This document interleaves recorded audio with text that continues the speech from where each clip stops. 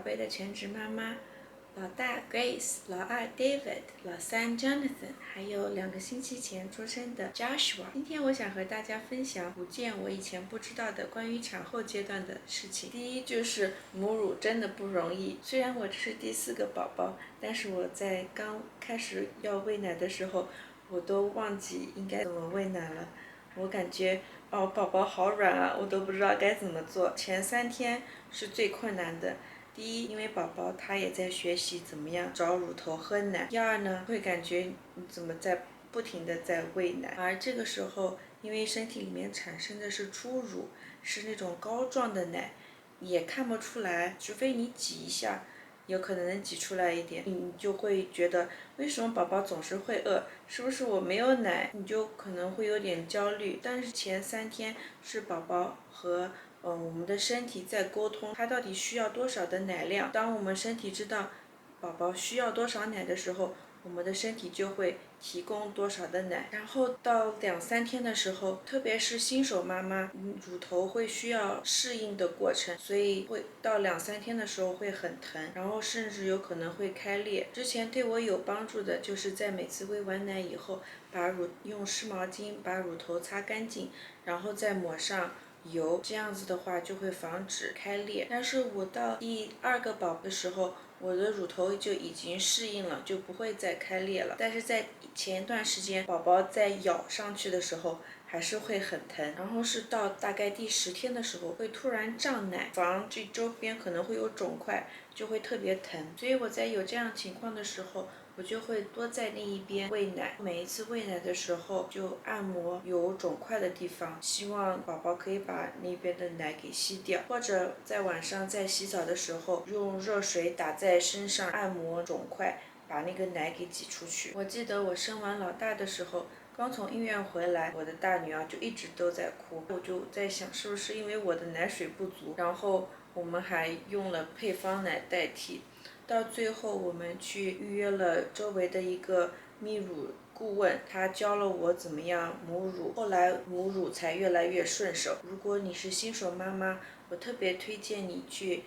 找一下周围的泌乳顾问，这样会很有帮助。所以我觉得母乳真的是有2个分水岭。第一个是前3天，前3天一定要坚持不停的喂奶，宝宝一哭一需要喝奶就让他吸，这样子的话身体才能知道宝宝需要多少的奶水，才能建立起足够的供给。然后就是第2个星期胀奶的时候一定要坚持，如果有胀奶就去按摩它，防止肿块在身体里面一直沉积导致乳腺炎。第2点就是前2周一定要休息好，我说的休息好就是一直在床上静养着，什么事情都不要做，不要去打扫卫生，不要去做饭，让亲人和朋友过来帮你们。我们这一次也是教会的姐妹们每天给我们送餐来，对我们的帮助特别大。如果你身边有刚生产完的妈妈，给他们送餐，真的是对他们最大的祝福。这一次教会的姐妹用的是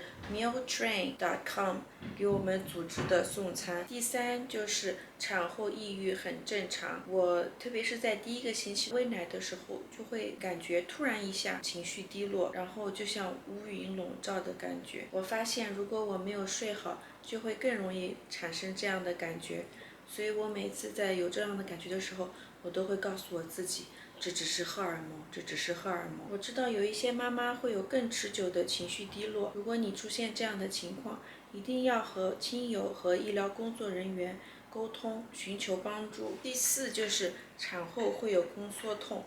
我第一次知道宫缩痛是在我生完第2个宝宝，等我生完第3个宝宝的时候，宫缩痛就更加厉害，所以我以为生孩子越多宫缩痛就越厉害，但是我这一次的宫缩痛却没有第3次的厉害。所以我估计宫缩痛也是每一次的生产，每个人也是不一样的经历。帮助缓解宫缩痛有一种草本精华的口服液叫 After Ease， 那个口服液我每次有宫缩痛的时候都会放在嘴巴里面，还是挺有用的。第5点就是不要去担心训练宝宝的睡眠，特别是在前2个星期。我记得我生完老大的时候，